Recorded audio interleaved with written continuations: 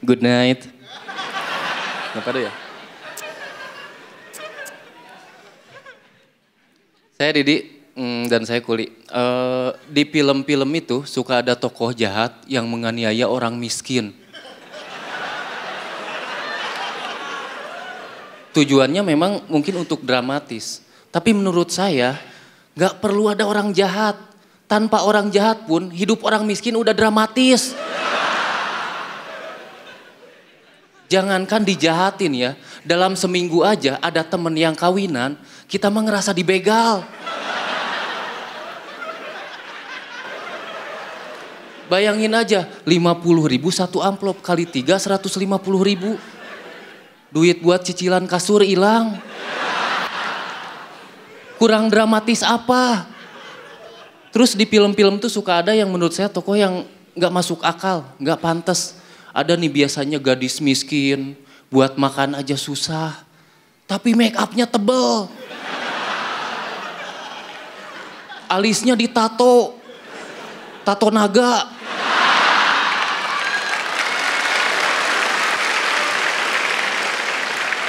Bibirnya, boh, gurih-gurih nyoy. Orang miskin mana ada yang kayak gitu. Istri saya aja boro-boro kebeli make up. Lipstick aja pakai krayon.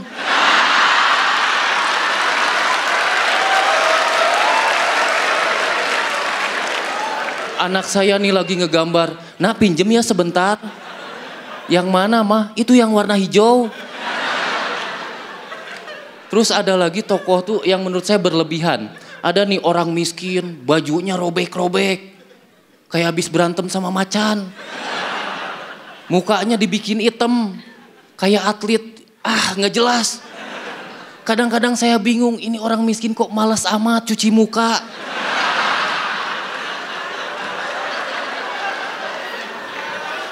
Saya sih bukan merendahkan orang yang membuat film. Saya yakin mereka udah belajar 5-10 tahun. Tapi jangan salah, saya 34 tahun. Berperan jadi orang miskin.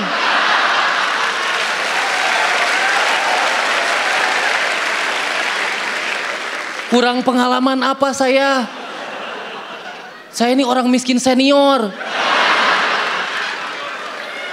Makanya kalau ada yang bilang muka saya selalu sedih, itu karena mendalami peran.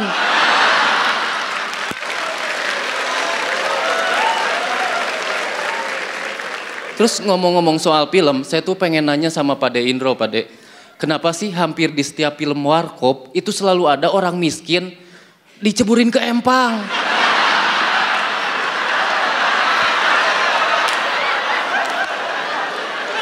Kuli bangunan ketiban bata. Tukang beca nyangkut di pohon.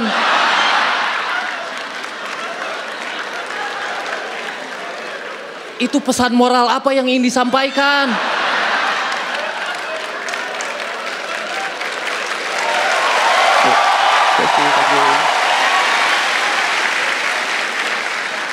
Nih jangan-jangan Pak De Indro selama ngelihat saya di sini otaknya itu mikir.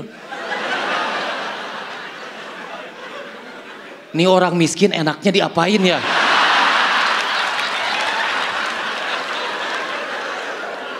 Dibotakin kayaknya lucu. Oh my God. Terus kalau saya nonton film itu biasanya tuh ada tulisan di samping TV tuh. BO, bimbingan orang tua.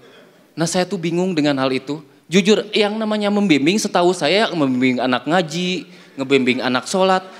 Nah sekarang saya disuruh ngebimbing anak nonton Naruto.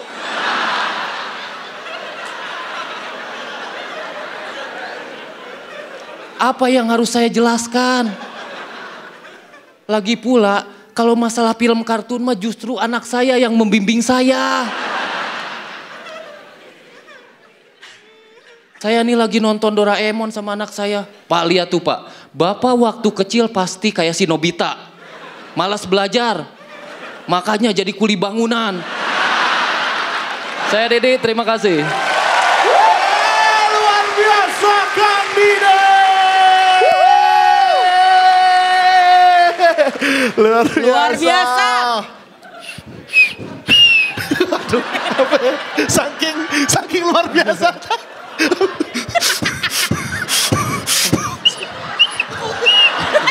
Saking luar biasanya.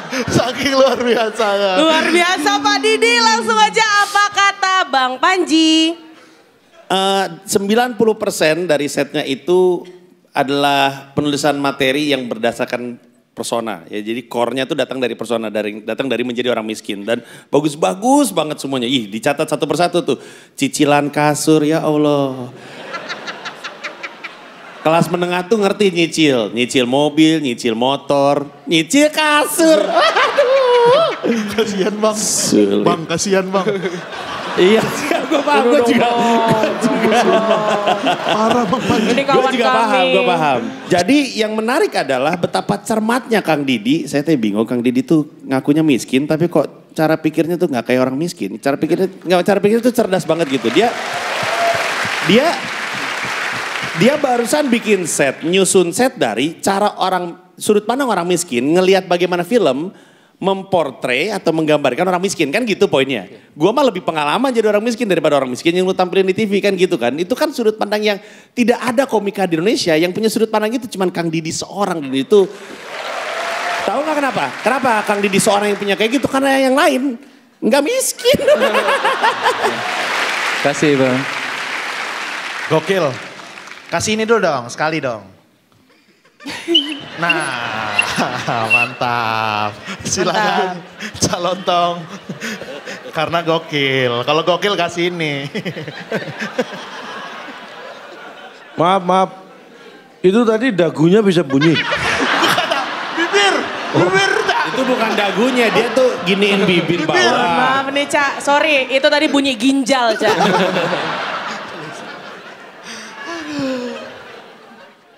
Kang Didi, Iya Cak. saya mencatat dari 5 yang sudah tampil, Ridwan Remin memang karena penulisannya yang luar biasa. Tetapi Coki, Deswin, dia tidak lepas dari karakternya. Alip tadi yang nggak nongkrong.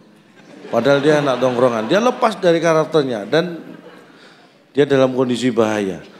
Dan Kang Didi kembali lagi memasukkan ke track bahwa ini menunjukkan Anda ini miskin struktural.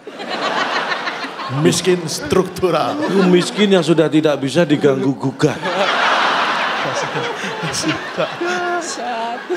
Kasihan Cak.